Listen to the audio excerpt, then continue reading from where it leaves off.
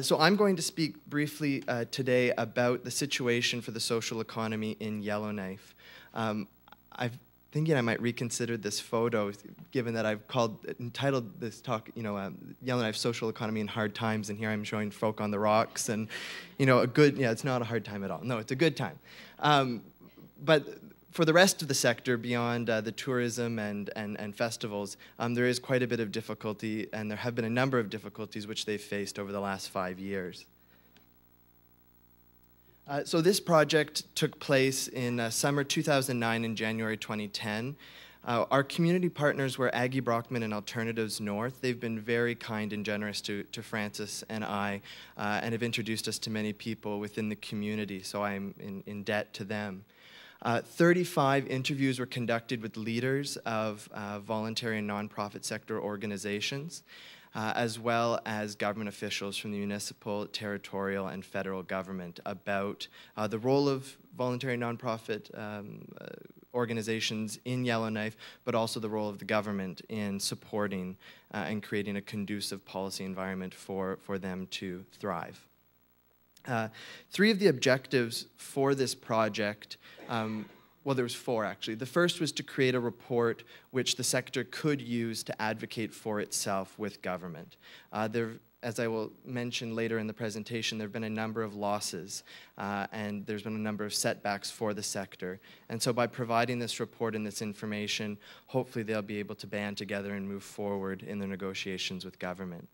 The second is to promote the idea that the voluntary and nonprofit sector is a sector, and that it's not just a collection of disparate organizations which don't have much to do with each other. I found that small or large, the organizations I spoke with have the same difficulties and problems in terms of funding, recognition, and support. The other is to recognize that there's a real ecosystem of public policies which inform the ability of organizations to operate successfully. So it's not just the territorial government which is important, but also the government in Ottawa, the federal government, as well as the municipal government. Also, a lot of the presentations today have focused on the rural social economy or the remote social economy in northern Canada, and this project wanted to focus primarily on the city. And that's the final point. There you go.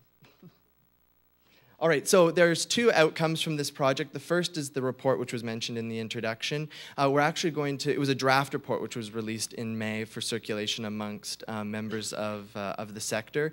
We're going to have a formal launch next week, actually. And so it's like an 80-page report will be available on the Sunoco website, as well as the Carleton Centre for Community Innovation at Carleton University, which has also been a real supporter of this project. The other is a working paper, which I brought copies of. So if you're here tonight during the cafe, you're more than welcome to come and take a look at it, or walk away with it as well if you're particularly interested in what's going on in Yellowknife. So just briefly, the social economy in Yellowknife is different, obviously, from elsewhere in the territories, and it's unique, or rather its diversity in size reflects the unique conditions under which it has developed. So Yellowknife is the capital and largest city of the Northwest Territories, but it's also a remote location, and it's functioning as a regional service center, mean that a lot more social economy organizations have developed there, and the types of services that they offer are reflective of these 2 conditions in particular.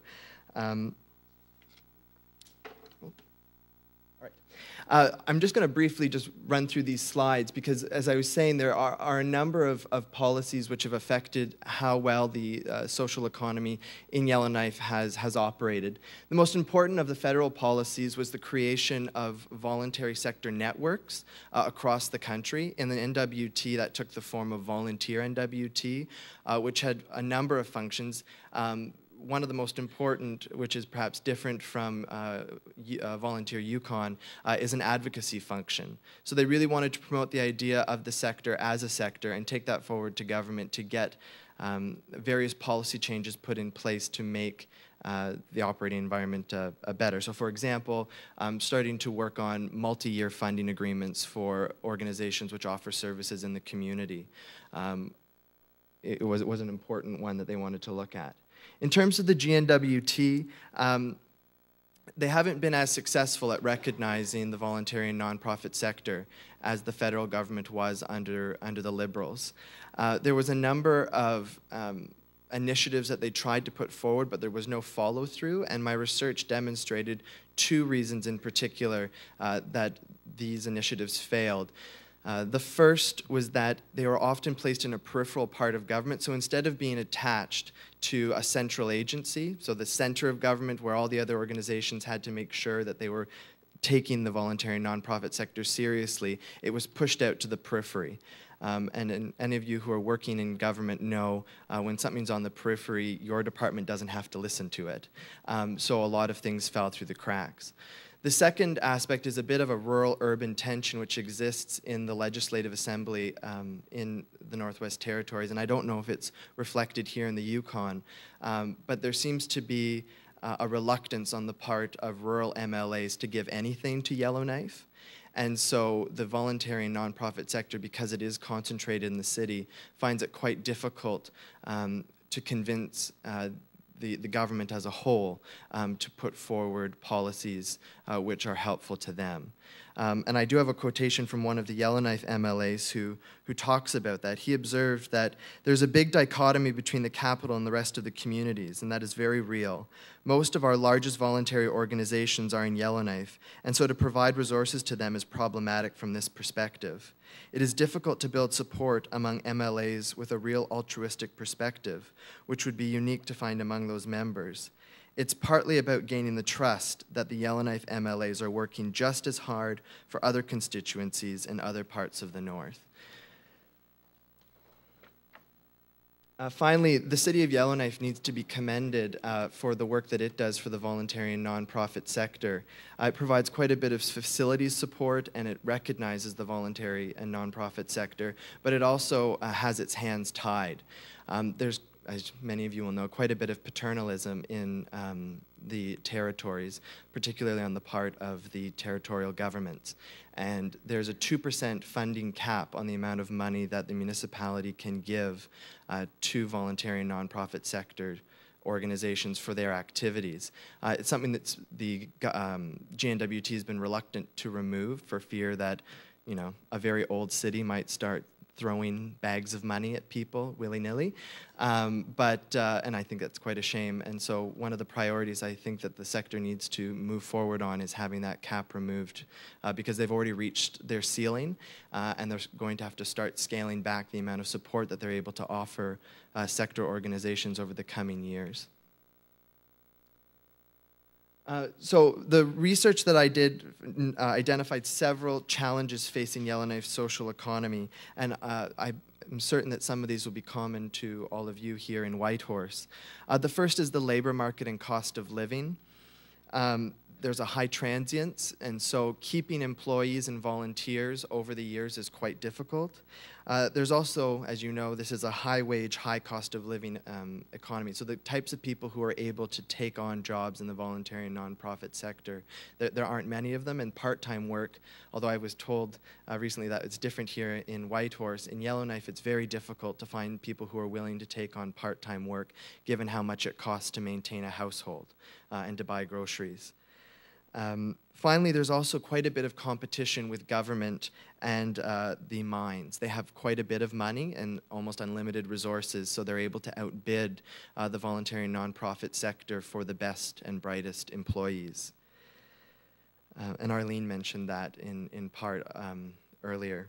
In terms of funding models, a lot of the governments have moved away from providing core funding. In fact, most funding agreements only have 5% for administration, whereas the rest is all project-based funding. This makes it very difficult for